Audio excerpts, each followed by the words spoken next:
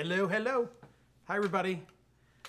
Thank you so much for being here. I was just looking at some of your comments and also taking note of where many of you are joining me from. It's really cool that we are mingling, and we're mingling with a nationwide audience, and I know a number of folks who are indeed around the globe, which is really cool because I've been looking forward to tonight. I have something very special that I will be showing you just minutes from now, and yeah, this is neat. It's sort of a testament to what we've built with the daily newsletter and the response that so many of you have shown toward these editorial cartoonists. Let me begin by thanking my friends at Parks Casino, because whenever we do YouTube, it's because of their support. Pro football season is about to begin, I guess, tomorrow night, right, in Kansas City, and then Friday you've got Philadelphia in Brazil, which is cool. My friends at Bet Parks, the casino, have something special. The Sportsbook app that I recommend right now has a special 50-to-1 odds boost on your pick to win this year's Pro Football Championship. You know, I'm not able to say the game, but you know the game that I'm thinking of. 50-to-1. All new users who sign up and make a deposit get a 50-to-1 super odds boost. You pick your team, you get odds boosted 50-to-1. And from the Bet Park Sportsbook app, here are the 6 teams right now that they say are most likely to win that big game. Kansas City, San Francisco, Baltimore, Detroit, Cincinnati, and Philadelphia. So download the app. It's the Bet Park Sportsbook and online casino app right now, and get your 50-to-1 super odds boost on your pick for this year's Pro Football Champion. It's a limited time offer, and it's for new users only. BetParks.com has terms and conditions. You've got to be 21, and in Pennsylvania, New Jersey, Michigan, or Maryland, you play for fun, you love to win, you bet. BetParks. Gambling problem, call 1-800-GAMBLER. Okay, you know why we are here. That is not the jacket of the book. That is not the cover of the book, but it's pretty damn cool, isn't it? I have to get my directions set. Over here, yeah, there we go. Over here, that was drawn by Scott Stantis, love it. And then just above it is Steve Breen. Who do you think has the most accurate depiction of me from these 4? And then on the other side, up above, right there, that's Jack Oman. I like that. I like them all. I like them all. They're all so distinct. And then this right there, that's Rob Rogers. Rob Rogers. And for the book, as I will explain, for the book, I said to each of the cartoonists, I would like you to draw yourselves. In other words, I didn't want to have a photograph taken of them. So I asked them if they would do a self-sketch, and they did. And then I said, would you also draw me? So there are some neat elements within the book, and they include these depictions drawn of me by all 4 of our cartoonists, and then something that they drew of themselves. A lot of fun. And the whole purpose here is to, you know, some of us are laughing and some of us are crying and some of us are doing both about this election, and the book will give you the opportunity to experience all of those emotions. You know perhaps the backstory of this, but allow me to tell it again tonight. It was last July, meaning July of 2023. I'm doing my normal read-in, and there was a story that I saw in the Washington Post, and it said that on one day, Michael Kavna wrote it under the headline, 3 Pulitzer Prize-winning cartoonists let go in one shocking day. I am a political junkie, but I've always loved the work of skilled editorial cartoonists. And growing up as I did in Philadelphia and the Philadelphia area, that brings to mind Tony Auth drawing for the Philadelphia Inquirer, and Sidney Wilkinson drawing for the Philadelphia Daily News, and then drawing for the Inquirer and the Daily News. So when I saw the story, my sole motivation was to find out what the hell's going on with editorial cartoonists. Why are they subject to these budget cuts? Why are their employers, these newspapers, not respecting the contribution that they make? So I read the story, and it identified one of those having been sacked as Jack Oman from the Sacramento Bee. It also said that he was the president of the Association of American Editorial Cartoonists. Like, who knew that there was actually a professional organization for cartoonists, but indeed there is. And I thought, okay, he's the guy. So I asked TC, please reach out for Jack Oman, book him on the program. He came on within a day or two, and we had a great conversation. You know, one never knows. This goes for writers, and it goes for artists as well. One never knows whether the skill set translate into the spoken word. Like, maybe they can draw a good editorial cartoon, but can they also be a good interview? Maybe they can write a good novel, but are they going to be a good interview on the radio program? Well, in Jack's case, I knew from Jump Street, this is a guy loaded with wit. He told good stories, and he was a great radio guest. And that was the end of it. That was the end of it. I said this was in July, so I remember this. It was a sort of an epiphany moment for me. I was on my back patio, yes, smoking a cigar, later that day, and I said to myself, wait a minute. My passion project is my daily newsletter. Yes, I love what I do for SiriusXM. I love what I do for CNN, but this newsletter, it's got a hold on me, because it's an opportunity for me to do what I think is most lacking, which is to provide a balanced news diet and to show people, 20 links per day from disparate sources. So we were then featuring some original content, written editorial content submitted mostly from folks who were academics and or listeners of the program. And I thought, well, okay, why don't we feature the work? If I can make the economics of it, why don't we feature the work of Jack Oman, an editorial cartoonist? So I called him that day, and I said, hey, you were a great radio guest, and I love your work, and you maybe need a gig, and I can't afford, based on the economy of the newsletter, to pay a lot, but I would compensate you for your work if you would draw for me one day a week. And he said, I'm in. So he was then on board, and I guess the next individual to come aboard was Rob Rogers, who had formerly been at the Pittsburgh Post-Gazette, and he was fired. And he was fired because the new owner of the Pittsburgh Post-Gazette did not appreciate some of the cartoons that he wrote that were critical of President Trump. So I reached out, I looked at his work, obviously, and then I reached out for Rob Rogers, and I'm like, hey, Jack Oman is drawing for us, and he's drawing for us on Tuesday.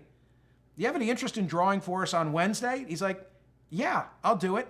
So then the two of them, I think it came from one or the other of them, but I don't remember who, and they said, we tend to be a little left of center, but we'll provide balance. But if you're looking for an additional voice, and I'm like, I don't know if I'm looking for an additional voice, but okay, what are you thinking of? And they said, well, you could talk to Steve Breen, because he was with the San Diego Union and no longer, and maybe he'd come aboard. So he started to draw for us on Thursdays. And then we were in that form of these three, Tuesday, Wednesday, Thursday, for I think a period of 8 or 9 months. And then I saw the work of Scott Stantis, who draws for the Chicago Tribune and Dallas Morning News. I mean, these are really accomplished people. They really are. And I was able to make a deal with Scott and say, how about if Friday is your day? And he tends to be more conservative than the others. And again, I never have told them what to draw. I've never told them what to draw. I will not tell them what to draw, but I do, in keeping with the newsletter, I do want it to be balanced. I want to have biting criticism and laughs at the expense of Donald Trump, and the same of Kamala Harris. So that's how we've been rolling. Tuesdays through Friday, each draws for me, for the newsletter, something exclusive. They do other projects. They do other work. God bless them. I want them to be successful. But that one day a week, they draw exclusively for us. I don't remember, and if I did, I'd give credit. It may have been my idea. It might not have been my idea. It might have been TC's idea. I don't know. But somewhere along the way, the idea came up that, hey, we are in the midst of the craziest election of any of our lives. Nobody knows how it's going to end. Anybody who tells you they know how it's going to end is either, I guess, a soothsayer or a liar. But I've been paying close attention since 1980, and I've never seen anything like it. And it occurred to me that there will be any number of books written about this election, but we have something unique.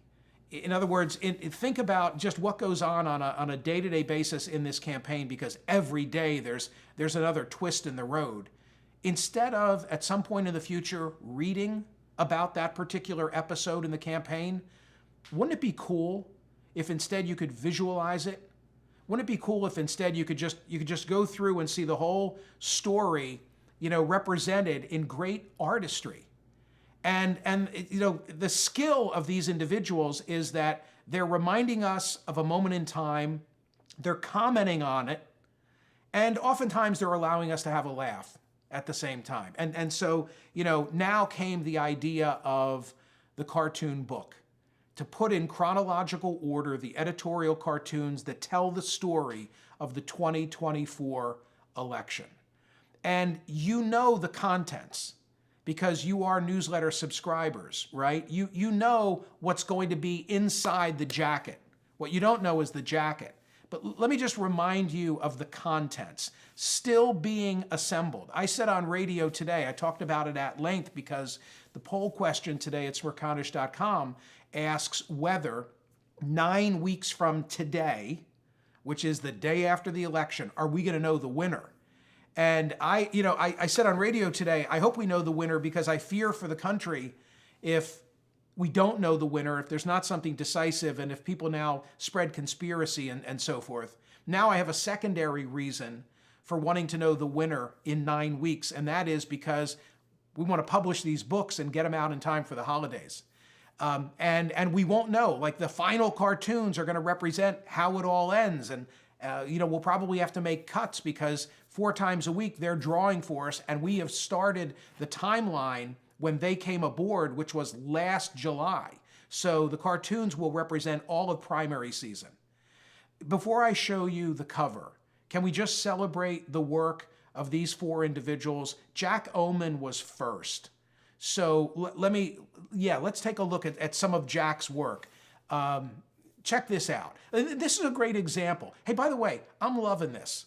I can't see your comments, but thank you so much for being here. Thank you, Creative Outfit, for the production values of what we're creating at this moment in time, because I love this, and I could sit here, and if I had a drink in my hand and a cigar in my mouth, I'd stay here all night.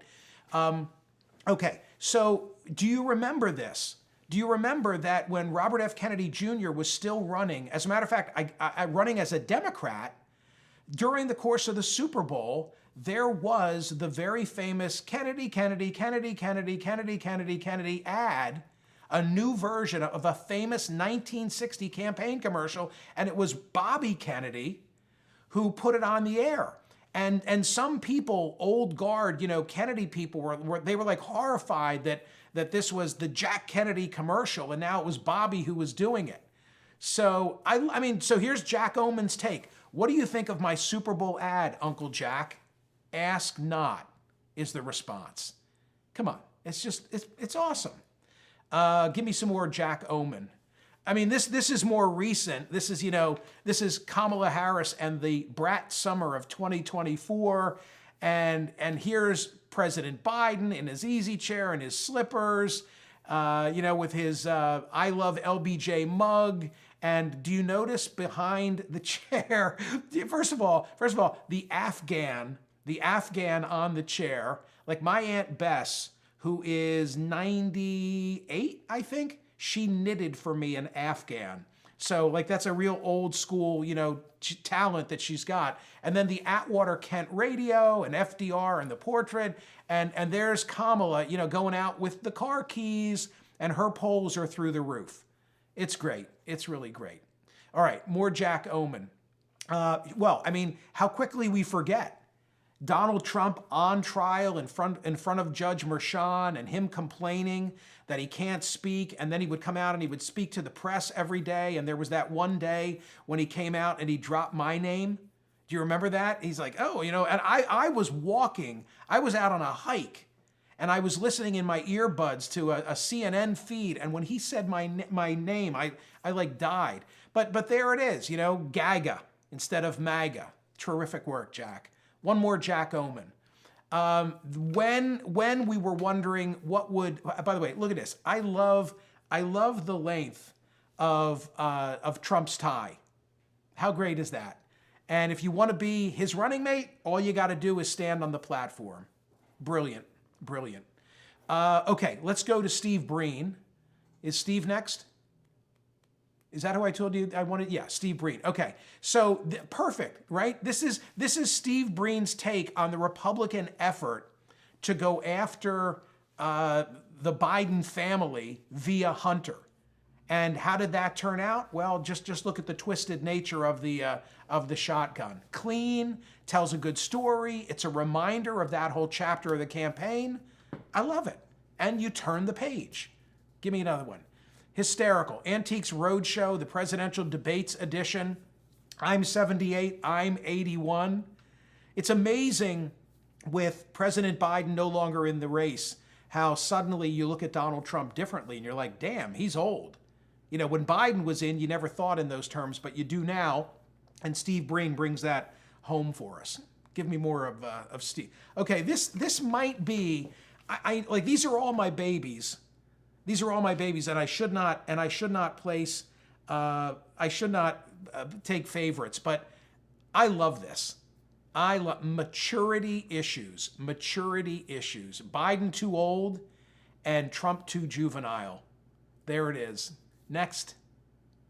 Okay, this might be my favorite. This is so funny. What could be a more harsh sentence for Hunter Biden than to share a cell with Donald Trump? And look at the SoundCloud. You know, nobody loves this country more than I do. Believe me, I've sacrificed so much, more than any other president, maybe more than any single. Can you imagine? And Hunter just on that upper bunk, like being driven crazy, listening to Donald Trump.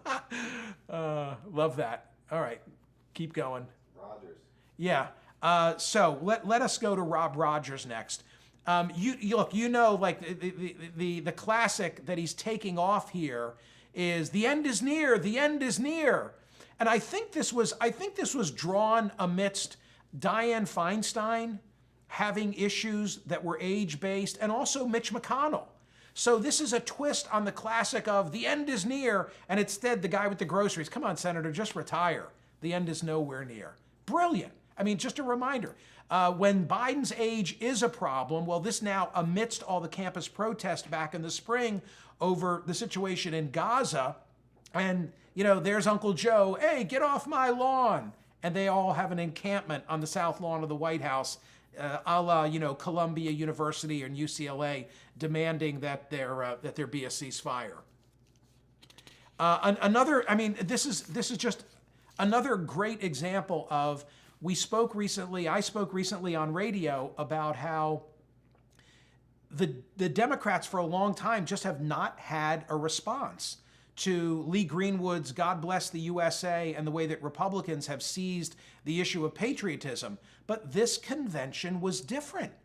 And so here you've got two, I don't know what you would say, quote unquote, normal Americans, and they're looking at the signs, and the husband's like, oh my God, these are Republicans, and the wife, or the partner, I should say, says, no, these are Democrats. Yeah, you're right, you've reminded me of the DNC. And of course, Rob Rogers also was drawing amidst the Olympics in France. And so it's a moment in time, it's the Olympics, it's France, Kamala Harris is now in the race, and this is Donald Trump working the parallel bars. Love it. Scott Stantis. This is, it's just cold. This cartoon is a bit cold. But I mean, this was drawn in the immediate aftermath of the debate. And what were we told? We were told he had a cold. That was the word out of the White House. There was a hell of a lot more going on. And then they also tried to tell us that he had jet lag, but the trip to Europe had ended like a week or 10 days prior. Great representation of that. And you know, the RFK Jr. stories are great fodder. The brain worm, and then the skinning of the bear. That bear story. You know who loved the fact that Robert F. Kennedy Jr. skinned that bear?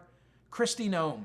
Because all of a sudden we weren't talking about her shooting the goat and shooting the dog. Like, holy crap, you can't make this stuff up. I love this because you'll remember I talked at length about whether it was in the best interest of Kamala Harris and the Democrats and the nation that she win by coronation or competition. And I said competition. And by the way, maybe I'll be proven incorrect if she ends up winning the whole thing. She's had a total free ride so far. And Scott Stantis, seeing the same thing that I was seeing, drew this. And it's just a wonderful representation of the immediate aftermath of Biden dropping out. What does this say at the bottom, PJ? Remind me, because I can't see it. We found a running mate? We found a running mate. I mean, come on. This was, I guess, this was at about the time that the President Trump was selecting J.D. Vance, and there it is. We found a running mate. Just brilliant. Just brilliant. Great stuff. Great stuff. So thank you to Jack Oman. Thank you to Rob Rogers. Thank you to Steve Breen. Thank you to Scott Stantis. They've done excellent work. Then the idea is, okay, we're going to do the cartoon book, but how do I do this? I wasn't going to go through a conventional, let's go to a publisher and that whole process and yada, yada, yada. I did what I always do when I have a book idea. I went to my friend Buzz Teacher. Buzz was the co-founder of Running Press. Running Press published my first book, which is a bestseller at Dickinson University. It's actually funny, isn't it? Flying Blind. And Buzz, liked the concept, and he said to me, there is a printer you need to meet. His name is Bob Terzak, and his printing house is in Exton, Pennsylvania. It's called Brilliant. And then a friend of my wife and a friend of mine, Stacy Smart, a family friend, whose husband, Bill, sadly, he's gone, but he was in the publishing industry for many years. Stacy, I told her the idea, and she said, you got to talk to Bob Terzak at Brilliant. And so I went out. You may remember the YouTube video that resulted from this. I went out to see this printer. And it's like no other printer I'd ever seen before. They were doing, university college admission guides and Fortune 500 annual reports and so forth. First class, serious work. And I said, Bob, I want you to publish this book. And we've started the whole planning process. That finally brought us to the cover. Don't show it yet. Don't show it yet. But with regard to the cover, I realized that I needed a designer, that this was just, too much for me, and I have so many other responsibilities on my plate. So we recruited Alex Camlin. It was Buzz who recommended him. And Alex began working on concepts based on the work of the editorial cartoonists. And in the end, he gave me about a half dozen. I showed them to a half dozen family members, and everybody had a different favorite. Which was great, because it means that everybody loved all of them. And they were all quality, and they all would have been terrific. And we played around on air and in social media with titles. TC had a great one in Drawing to a Conclusion. Many listeners had Win, Lose, or Draw. In the end, I'll tell you now, there's no subtitle to the book. I hope you like it. It's my baby, so don't tell me you don't like my baby, right? But drum roll, please. This is the book cover. Give me a little countdown. Oh, 3, 2, 1. There it is.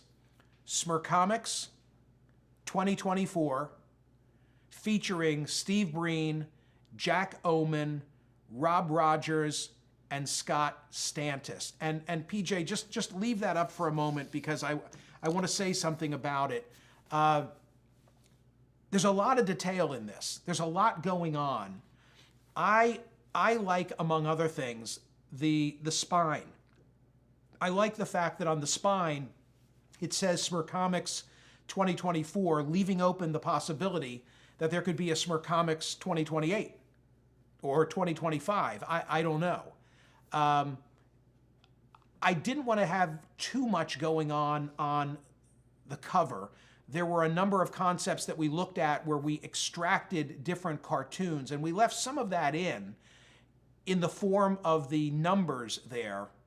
And when I saw the Rob Rogers drawing of me, I truthfully loved them all, but I thought that his with the clown and the Joker, it just had to be a part of this.